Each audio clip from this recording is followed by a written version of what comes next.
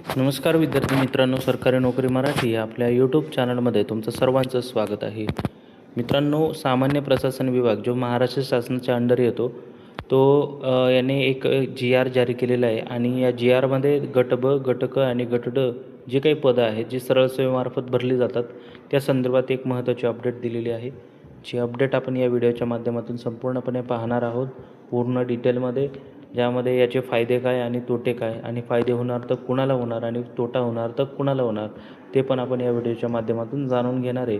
तत्पूर्वी एक रिक्वेस्ट आहे, चॅनलवर जर नवीन असाल तर चॅनलला सबस्क्राईब करा आणि बेल आयकॉन प्रेस करा, जेणेकरून मी कुठलाही व्हिडिओ जेव्हा या ग्रुपवर टाकेल किंवा या चॅनलवर टाकेल तर त्याची नोटिफिकेशन थेट तुमच्या मोबाईलवर हे तुम्हाला मिळते. दुसरी गोष्ट म्हणजे व्हिडिओला लाईक करा, कारण लाईक करायला कुठले पैसे लागत नाहीत, परंतु मला एक एनर्जी मिळते जेणेकरून मी परत पुन्हा तुमच्यासाठी एक चांगले अपडेट्स हे घेऊन येत जाईल. ओके, तर आता हा संपूर्ण GR आपण अत्यंत सोप्या भाषेत पाहणार आहोत.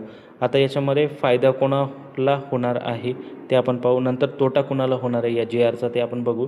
आता समजा विद्यार्थी मित्रांनो, तलाठी भरती 2023मध्ये आयोजित केलेली होती, जी सरळ सेवा भरतीमार्फत होते, म्हणजे एकच परीक्षा त्यामध्ये तुम्हाला द्यावी लागते. या तलाठी भरती संदर्भात जी महत्त्वाची अपडेट आहे त्याचा व्हिडिओ आपण आपल्या चॅनलवर अपलोड केलेला आहे, तो तुम्ही पाहू शकता. आता तलाठी भरतीमध्ये काय आहे आपल्याला माहिती, यावेळेस कट ऑफ ही 190च्याही पुढे गेलेली. 190च्या पुढे गेल्यानंतर जे विद्यार्थी प्रतीक्षा यादीमध्ये राहिले ते विद्यार्थी प्रतीक्षा यादीमध्ये म्हणजे वेटिंग लिस्टमध्येच राहून गेले, आणि जे विद्यार्थी सिलेक्ट झाले ते सिलेक्ट झाल्यानंतर त्यांनी 6 महिने 8 महिने काम केलं आणि पुन्हा त्यांना जर समजा एखादी चांगली पोस्ट मिळाली पुढची, तर त्यांनी काही केलं तर जिल्हा परिषदेमधली समजा ग्रुप बीची एखादी पोस्ट मिळाली किंवा MPSCमध्ये ग्रुप बीची पोस्ट मिळाली, राजपत्रित असो किंवा अराजपत्रित. आता कुठलाही विद्यार्थी असो जो गट क मध्ये काम करतो आहे, त्याला जर गट ब ची जर चांगली पोझिशन मिळाली आणि जर त्याला पगार चांगला मिळत असेल तर तो काय करणार आहे, त्या पोझिशनला तो जॉईन होणार आहे. आणि त्या पोझिशनला तो जॉईन झाल्यानंतर त्यानंतरचे जे काही पदं असेल ते रिक्त होईल. परंतु याआधी सरकार काय करायचं, असे सगळे रिक्त पदं एकत्र करायचं आणि पुढील वेळेस जेव्हा आम्ही भरती काढू तेव्हा ती पदं भरली जातील असं त्यांनी सांगितलं.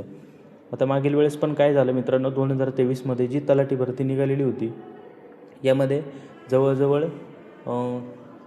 भरपूर साऱ्या पदांची होती आणि 800 ते 900 पदं हे रिक्त राहिले. आपल्याला माहिती कट ऑफ किती हाय गेलेली, 187-88च्या पुढं, म्हणजे ओपनसाठी मी तर म्हणतो 190च्या पुढं प्रत्येक डिव्हिजनमध्ये प्रत्येक जिल्ह्यामध्ये कट ऑफ गेलेली. आणि इतकी कट ऑफ जाऊनसुद्धा 700 ते 800 जागा या शिल्लक राहिल्या, म्हणजे रिक्त राहिल्या म्हणजे काय झालं, त्या ठिकाणी त्या विद्यार्थ्यांनी तो जॉब सोडला आणि नवीन ठिकाणी कुठंतरी जॉईन केलेला आहे. म्हणजे आता या रिक्त झालेल्या जागा याच्यामध्ये कोणाचं नुकसान झालं मित्रांनो, जो 3 ते 4 महिने किंवा 1 वर्षापासून अभ्यास करणारा विद्यार्थी आहे तो त्या लेवलपर्यंत गेला, म्हणजे त्याने 187, 88, 189 मार्क पाडले, काही अंशी तो थोडा कमी पडला, म्हणून तो काय झाला, त्या स्पर्धेतून तो बाहेर फेकला गेला, फक्त तो प्रतीक्षा यादीमध्येच राहिला. मग इतका जर प्रयत्न करून तो तिथपर्यंत आलेला आहे तर मग त्याला चान्स मिळणं गरजेचं होतं. म्हणजेच उरलेल्या 800 पोस्ट या जर भरल्या गेल्या असत्या तर त्या विद्यार्थ्यालासुद्धा संधी मिळालीच असती, बरोबर. आणि यामुळेच काय झालं की जे प्रतीक्षा यादीमध्ये राहणारे विद्यार्थी आहे यांच्यासाठी ही खास महत्त्वाची बातमी आहे. कारण तुम्ही जर प्रतीक्षा यादीमध्ये जर कुठल्याही भरतीमध्ये राहत असाल तर ती प्रतीक्षा यादी ही पुढील 2 वर्षापर्यंत चालणार आहे. म्हणजे 1 जानेवारी 2026ला जर भरती निघाली तर 31 डिसेंबर 2028पर्यंत 2027पर्यंत त्याची म्हणजे पूर्ण 2 वर्ष त्याची वेटिंग लिस्ट चालणार आहे. म्हणजे जर एखादी जागा त्यामध्ये रिक्त राहिली तर रिक्त राहिलेली जागा ही त्वरित लगेच पुढच्या विद्यार्थ्यांना संधी देण्यात येईल. म्हणजे वेटिंग लिस्टमध्ये राहणाऱ्या विद्यार्थ्यांना याचा फायदा होणार आहे. आणि आता याचा तोटा कोणाला होणार मी सांगतो. ते तोटा अशा विद्यार्थ्यांना होणार आहे की जे नुकतंच अभ्यासाला लागलेले आणि जे नवीन भरतीची वाट बघताय. म्हणजे समजा आता जर एखादी भरती आली आणि त्या भरतीची जी काही वेटिंग लिस्ट आहे नियुक्तीच्या दिनांकापासून, म्हणजे ज्यावेळेस तुमचं डॉक्युमेंट व्हेरिफिकेशन होईल किंवा सगळं होईल आणि ज्यावेळेस पहिली प्रतीक्षा यादी तुमची जी जारी करण्यात येईल किंवा निवड यादी, बरोबर, त्यानंतर 2 वर्ष ती सतत ती प्रोसेस चालणार आहे. म्हणजे एखादा जागा रिक्त झाली का त्या ठिकाणी एक प्रतीक्षा यादीमधला विद्यार्थी त्या ठिकाणी पुढे तो चालला जाणार आहे. म्हणजे हे एकामागे एक होतच राहणार आहे. आणि हे असं किती दिवस चालेल तर 2 वर्ष. म्हणजे विचार करा मित्रांनो, प्रतीक्षा यादी किंवा जर एखाद्या व्यक्तीने ती जर जागा सोडली आणि जर त्याच्यामागं नुसतंच पोस्ट या भरत राहिल्या तर 2 वर्ष ही किमान तुमची ती भरती निघणार नाही आहे. म्हणून 2 वर्ष जर भरती निघाली नाही तर पुढील भरतीसाठी अभ्यास करणाऱ्या विद्यार्थ्यांसाठी ही खरंच निराशाजनक बाब आहे. परंतु मित्रांनो, सगळ्यांनी एक ट्राय करा. आता पोस्ट तर काय, पोस्ट असतात 3-4 हजार, विद्यार्थी असतात 10 ते 20 लाख.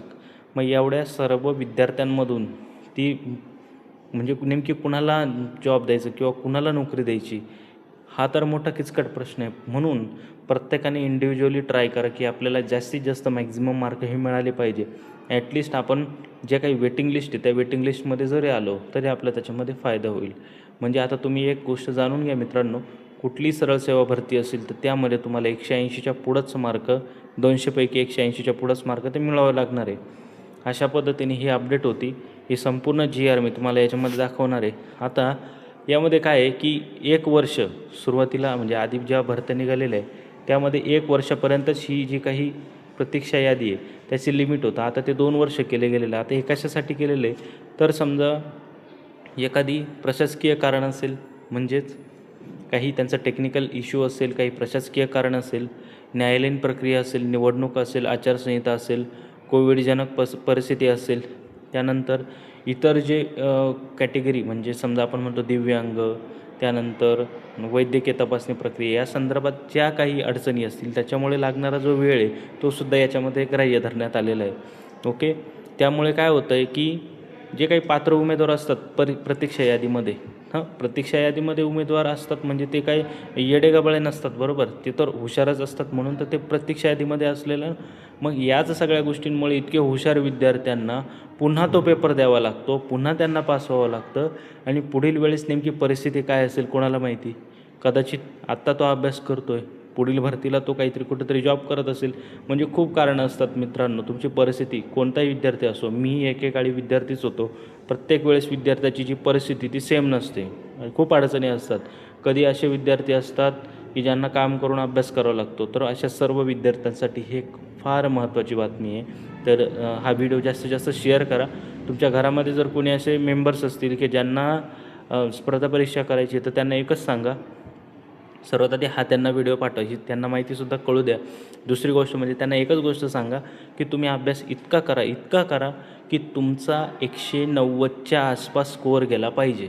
म्हणजे तुम्ही वेटिंग लिस्टला 1-2 नंबरला जरी आला तरी तुमचे त्या ठिकाणी पोस्टला लागण्याचे चान्सेस जास्त आहे. ह्याचं कारण असं आहे, एक गोष्ट तर नक्कीच आहे, मी जर ग्रुप डीमध्ये काम करतो आहे तर माझी कायम अपेक्षा असणार आहे की मी ग्रुप सीमध्ये कसा जाईल. जो ग्रुप सीमध्ये काम करतो आहे त्याची कायम अपेक्षा असते की मी ग्रुप बीमध्ये कसा जाईल. आणि जो ग्रुप बीमध्ये असतो, PSI, STI, ASO, त्यांना असं वाटतं मी ग्रुप एमध्ये कसं जाईल. म्हणजे प्रत्येकाला वरच्या पोझिशनची ओढ असते आणि प्रत्येकजण त्या ठिकाणी चिटकून राहत नाही कुठल्या पोस्टला, बरोबर. असे खूप 1 ते 2% विद्यार्थी असतात ते आहे त्या ठिकाणी राहतात. परंतु भरपूर सारे विद्यार्थी हे कोणत्या ना कोणत्या परीक्षेची तयारी करत असतात. त्यामुळे अशा सर्व विद्यार्थ्यांसाठी ही अत्यंत महत्त्वाची अपडेट आहे. त्यामुळे हा व्हिडिओ जास्तीत जास्त तुम्ही शेअर करा, सबस्क्राईब करा चॅनलला आणि आपल्या व्हिडिओला लाईक करा. धन्यवाद.